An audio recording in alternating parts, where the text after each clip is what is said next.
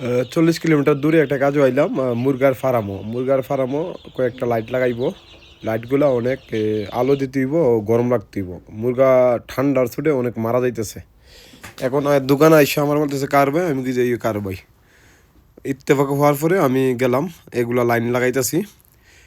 মুরগার এদিকে বাংলাদেশের কথা মনে হয়ে গেছে গা, বাংলাদেশে এরকম মুরগার ফার্ম আছে। আর এখানে মুরগার ছোটো ছোটো, আর এগুলা মুরগা অনেক ভালো।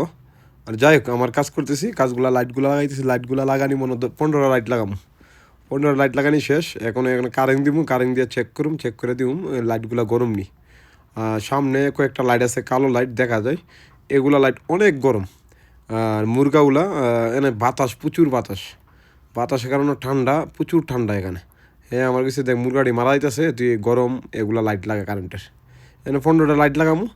যাই হোক, সৈতুটা অনেক ভালো, অনেক দূরের পথ কাজ করছি। আর মুরগার গন্ধ তো প্রচুর, এই রুমের ভিতরে বাতাস ঢুকুই না। যাই হোক, লাইটগুলো দেখলাম, হ্যাঁ খুশি, আমিও খুশি।